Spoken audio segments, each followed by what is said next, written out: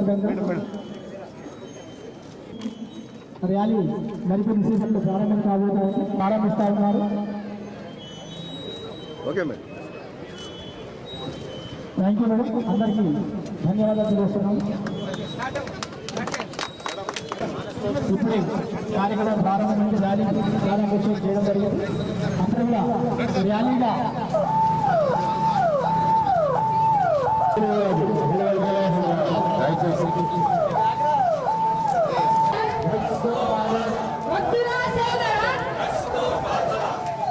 మత్తు మందులని విడిచిపెట్టండి, కొత్త జీవితాన్ని ఆరంభించండి. మత్తు మందులని విడిచిపెట్టండి,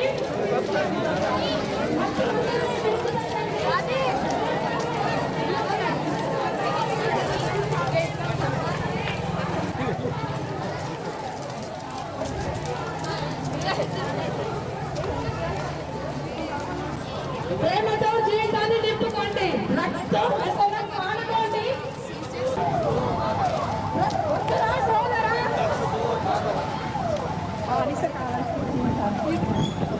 బానిస కావాల్సింది జీవితానికి, బానిస కావాల్సింది జీవితానికి, జీవితానికి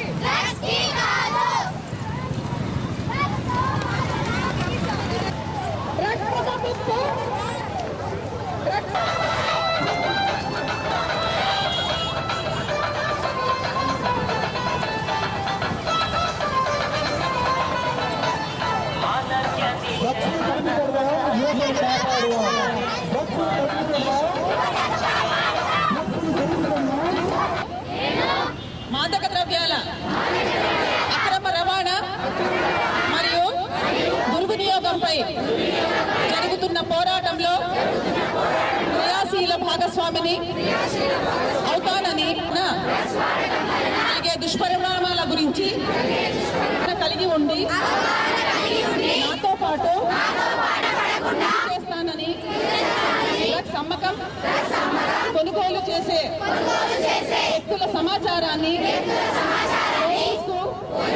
తెలియజేస్తానని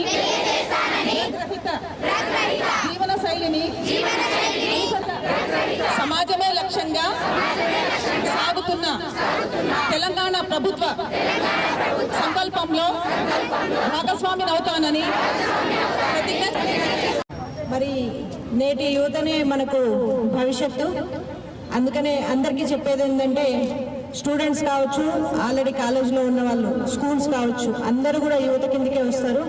మీరందరూ కూడా మీ భవిష్యత్తు చక్కగా ఉండాలంటే ఈ మాదక ద్రవ్యాల బారిన పడకుండా చక్కగా చదువుకొని ఎంతో కష్టపడి మిమ్మల్ని చదివిస్తున్న మీ పేరెంట్స్ యొక్క ఆశలు ఆశయాలకి అనుగుణంగా జీవితంలో ముందుకెళ్ళాలి.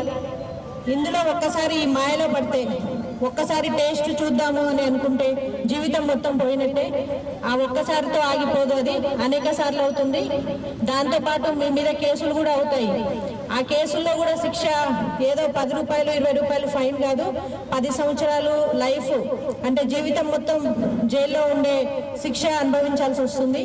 అందుకనే యువత ఎవ్వరు కూడా తమ జీవితాన్ని ఈ మాదక ద్రవ్యాలు వాడి నాశనం చేసుకోవద్దనేసి మహబూబ్ నగర్ పోలీస్ తరఫున కోరుతున్నాను.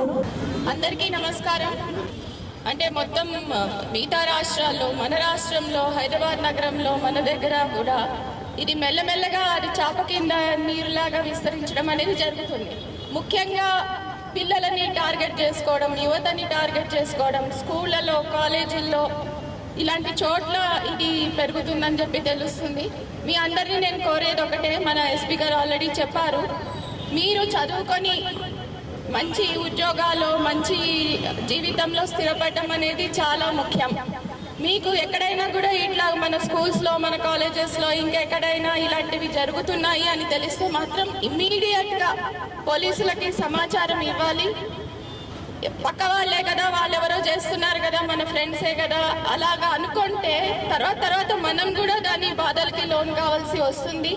ఈ మాదక ద్రవ్యాలు తీసుకుంటే మొత్తం జీవితమే కోల్పోవాల్సి వస్తుంది, మొత్తం లైఫ్ అంతా వేస్ట్ అవుతుంది. కాబట్టి పిల్లలందరూ, యువతకి కూడా నేను రిక్వెస్ట్ చేసేది ఏమిటంటే, ఇలాంటిది దీనికి లోన్ కావద్దు. ఎక్కడైనా మీకు సమాచారం ఉంటే మాత్రం వెంటనే పోలీసులకి చెప్పండి. అదేవిధంగా నేను మన జిల్లా విద్యాశాఖని, ముఖ్యంగా మన డిఓ గారిని, తర్వాత ఇంటర్మీడియట్ ఆఫీసర్స్ వీళ్ళందరినీ, తర్వాత అక్కడ పనిచేస్తున్న టీచర్లు, లెక్చరర్లు, మీ దగ్గర ఎక్కడైనా ఇలాంటి సమాచారం ఉంటే దాన్ని అస్సలు ఉపేక్షించద్దు.